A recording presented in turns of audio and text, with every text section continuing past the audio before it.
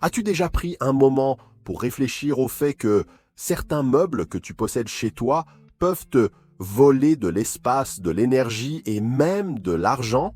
Oui, ce ne sont pas simplement des objets, mais de véritables ennemis silencieux de ton confort, de ton organisation et de ton mode de vie minimaliste.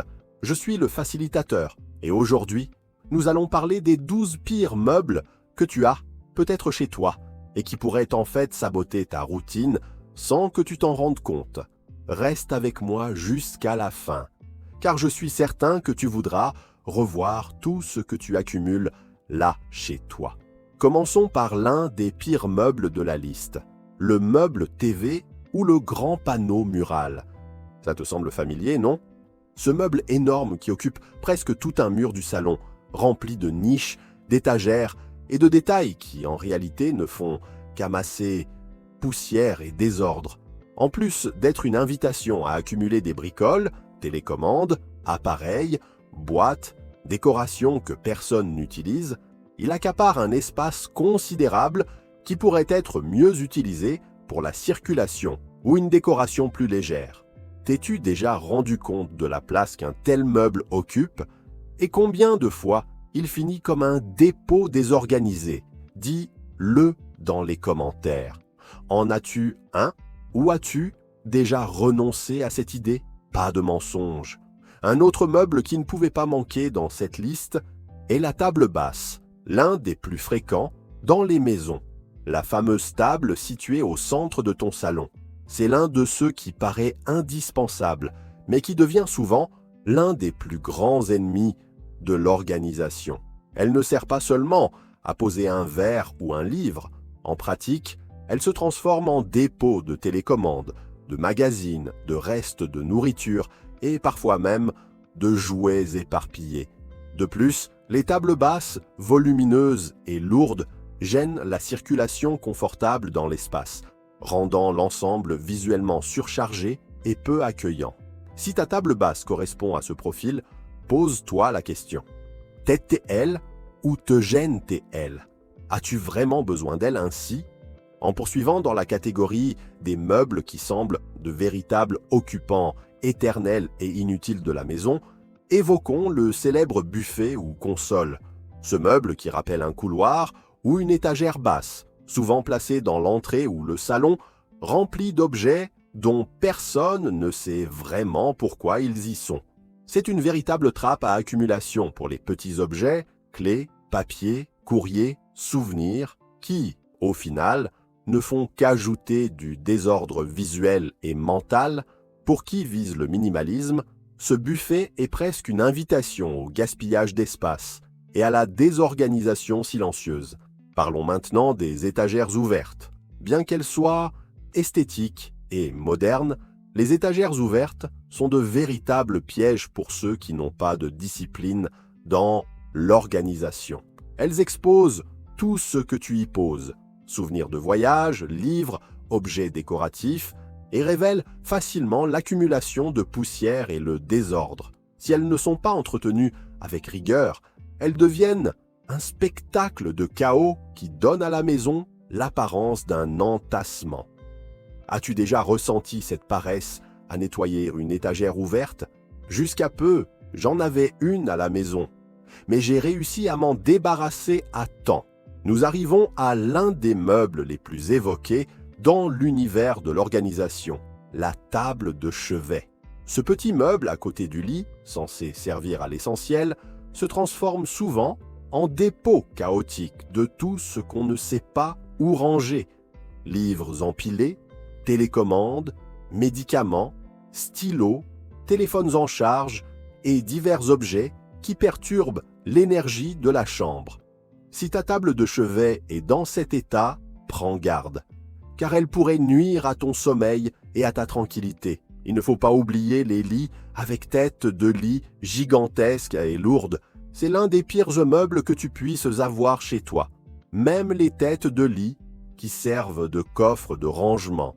Dans un contexte minimaliste et organisé, elles occupent en haut trop d'espace, accumulent poussière et saleté, rendent le nettoyage difficile et donnent une impression de pièces lourdes et encombrées, sans être très esthétique. As-tu déjà pensé à remplacer ton lit par un modèle plus simple et fonctionnel? Est-ce que cette tête de lit t'aide à mieux dormir ou ne fait-elle que prendre de la place? Passons à un meuble auquel beaucoup ne pensent pas, n'est-ce pas?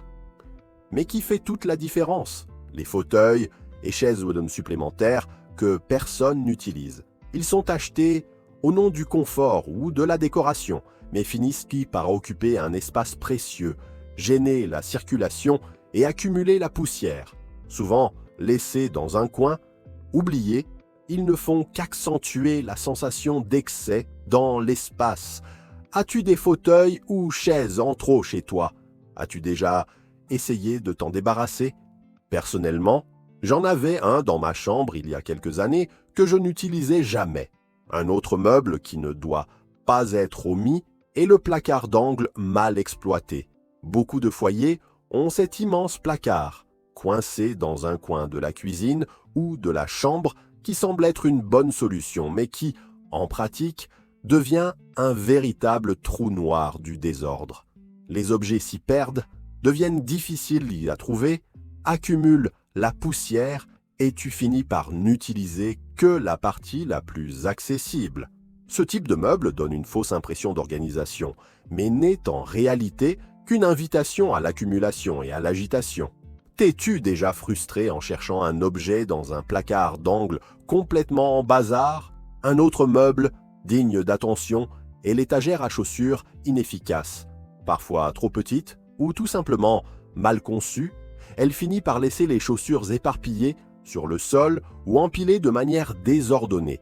Cela donne un aspect désordonné et rend l'accès aux paires difficile. Une étagère à chaussures mal pensée peut être l'une des principales causes de désordre dans l'entrée ou la buanderie. Et toi, as-tu déjà connu des problèmes avec des étagères à chaussures inefficaces? Parlons maintenant des commodes surchargées. Elles devraient contenir les vêtements et maintenir tout en ordre. Mais souvent, elles font l'inverse. Tiroirs remplis à craquer, vêtements froissés et désordre qui s'étend dans la chambre. La mauvaise commode, ou mal organisée, peut encourager des habitudes contraires au minimalisme. T'es-tu déjà arrêté pour analyser si ta commode t'aide vraiment ou te gêne?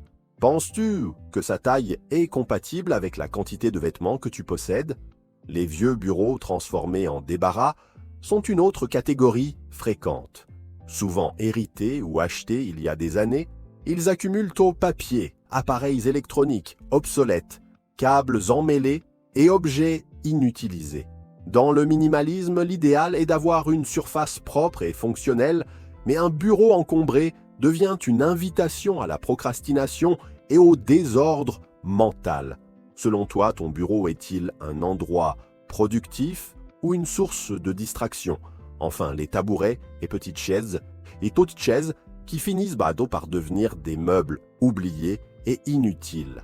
Souvent achetés pour le coin barbecue ou les fêtes à la maison.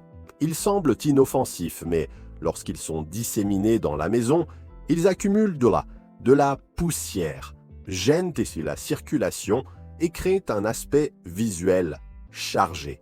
Il arrive fréquemment que ce soit des pièces achetées en double exemplaire sans fonction claire au quotidien.